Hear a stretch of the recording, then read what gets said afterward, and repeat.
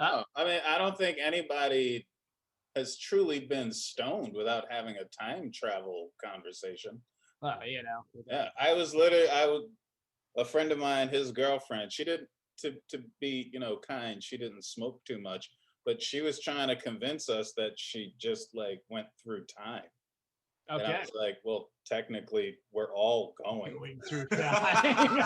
but you mean like in the future or some shit? Like what you trying to say? Like what do you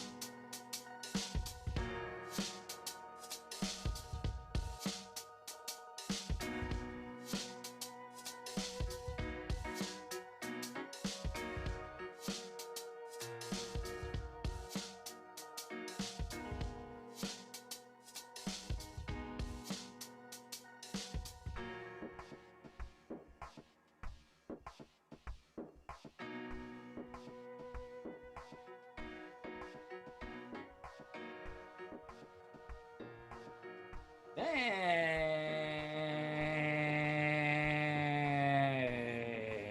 let's just see how long I can hold that atonal note. It's the Steam Gentleman back here down in the steam tunnels again. Why are you being so sensual? What is going on here? I don't know. It's just sort of couldn't was just reaching way back. That picture in the ninth there. That's just how I'm feeling, man. Like the arms feeling like jelly. Strike zone's looking tinier and tinier. And we're looking like we're gonna have to hold back up in the steam tunnels again as a bunker. I'm getting lots of gummy bears ready and all that shit. And toilet paper. We're back here. Delta variants running amok. Dogs and cats living together. Mass hysteria. Reaching for whatever I can here. So yes, atonal just seemed to just sum it up for this week. What could I say? It is I, Josh, the Birdman, bringing you back in here into the steam tunnels, delving through the history of pop culture and the future and the now. And that's going to play well into our subject today. But since I already heard from you there, 3 of clubs, what you thinking about today? Anything in particular? Thunder Force. Thunder Force. Thunder Force. For those of you who don't know, we warm each other up here. We kind of come in before the show to try and get ourselves. That's going to need context. Hey, come on, man. Come on. That's going to need context before you speak. Oh, man. As Archer says, married men, man. We're going to get ourselves in trouble on a whole different level. As Archer says, phrasing. Wait, are we not doing phrasing anymore? Really? Okay, yes. We talk to each other. Josh's house again, huh? Yeah, exactly. Just recording on Friday. Just recording on Friday night. We talk to each other a little before the show. Easy, people. Claws. Easy. Got these big claws, and she's a little bunny. Oh my God, you don't know what you're doing. I'm your little bunny. Yeah, well, we know that, but welcome to it. But you're thinking about Thunder Force, huh? That's what we're talking. That's what we're talking about before the show. A little Thunder Force. All right, so you got that on your mind. All right, and anything else? Yep. If we're wrong, we go to jail peacefully, quietly. Whoa. We'll enjoy it. But if I'm right, and we can stop this thing, Lenny, you will have saved lives of millions of registered voters. Love it. Oh, hey, they're pulling our nostalgia strings again with the new Ghostbusters. So it's always good to remember where it came from. I showed my kids Ghostbusters not too long ago. We even got through the awkward ghost blowjob scene. So somehow we're okay. How they handle the library sinks, I'm not going to lie. I will tell anyone that shit scared the fuck out of me until like 8 years old, maybe 9. I don't know. Like that was one of my horror movie measures. Could I go? It was a scary scene. It's a scary scene. It still scared them a little bit. And I tried to couch them for it. And then they kind of ran out of the room. And then they were like, we don't want to watch this. And they're like, no, we want to watch this. And they came back. And they were good for most of it. And then Zool kind of freaked them out a bit. She's a little freaky. It's a little, got the red contacts in and all that. So, okay. They made it through. They haven't watched it again since, but sadly, by the age of 5, I was already into women, so I was cool with that part. All right, all good. Well, nobody's perfect, right? All right, Star Child, what's going on? Just happy to join in this evening. Make us 3 lost souls living in a fishbowl. Year after year. Year after year. We're in that kind of contemplative space. Yeah, man, it's time and space. It's going to happen. Thinking about our place in the universe. All right. Yeah. I feel you. We're sitting here. We are back down in the steam tunnels, as I said. But since we're talking about our space in the universe and how we're going through it, we thought we'd kind of talk a little bit about our favorite adventures in time travel. Yes, that favorite bit. I got to go back to John Mulaney when he's talking about what must have been the pitch meeting for Back to the Future. He really does have a good point, which is, they say, hey, well, he's going to build a time machine out of a DeLorean and he's going to go back in time. And the producers sit there, all the studio execs are like, oh, we get it. He's going to go back to the 1960s and he's going to save John F. Kennedy. And the writers must have been like, that would have been a good idea. But we thought we'd send him back to the 1950s where he's going to try and fuck his mom. To wit, by the way, John, if you're listening, sorry, I'm giving you full credit for the skit because it's your joke. I don't mean to step all over it. But in all fairness, like the kids say, it's complicated because technically his mom tries to fuck him. I'm just saying.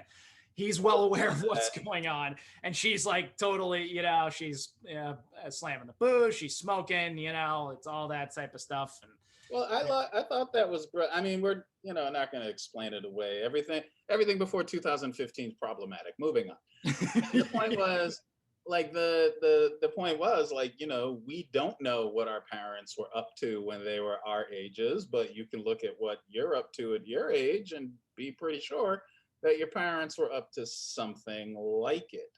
And I loved that because it was like, yeah, her mom, who's, just a frumpy housewife in the, say present, back in the day. Oh my God, she was wild. She couldn't get enough. She didn't know shit about Marty. She didn't know he was willing to rape people about Marty. She was just like, yo. First time we see her, she's trying to rape someone. Right? Well, she just couldn't be stopped. And then, and then more rape ensues. It really was quite a grim big. Honestly, if you look at that movie, it's like there's like that movie and then the original Mad Max for sexual assault. I'm just saying, like, that's all these movies are. I am the Knight Rider. It really was kind of bizarre, but we did want to talk about it a little bit, thinking about the concept, especially when we're sitting around in our houses again and kind of wondering what the future will bring and all of that. But going, to our favorite questions about what time travel is, what would it really mean? What might it really look like?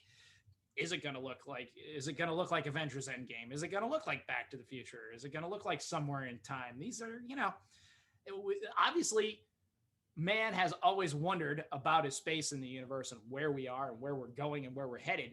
I'm a big fan of history. I really like, most of what I watch. I watch and read a lot of history because I'm just fascinated by the past. But the more I read about the past, the more I realize there's nothing new under the sun. Kind of what Greg was getting to, right? We didn't invent sex. We didn't invent drugs. We didn't invent, well, I guess we kind of get a little credit for rock and roll. But, at some point, honest to Christ, even Mozart back in the day, he brought opera to the masses, right? The magic flute, one of my favorites. It's like, God damn it, you're not going out to that dance hall listening to that Mozart again, are you? You're not going to that opera house, are you? Listen to that goddamn magic flute. Stuff's gonna turn you loose.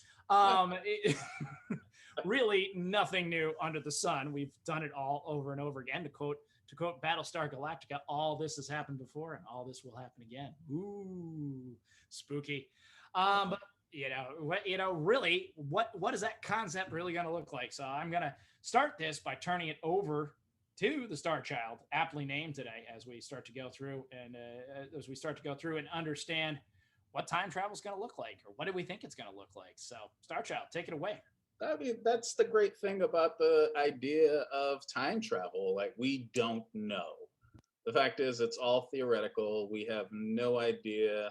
And we, possibly may never find out, and that's the frustrating thing because, we're just bitches of time, since we only have theories and fiction to go on, by which time travel, it can be whatever we want. That's why it's a great fucking plot device. I mean, there's really nothing that it won't fix. I just got to interject with hashtag bitches of time. Let's make it trend, people. That's all I'm saying. Let's make it trend.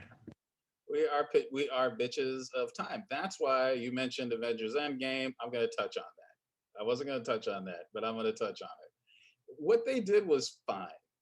I felt like they wasted way too much screen time trying to explain it. Like, look, we need to wrap up this an epic series of movies, and we want to go on a little nostalgia joyride. So you know what? You can travel through time. Everything will be fine. And Captain America will just have to fix everything at the very end. How he did that? Stop thinking.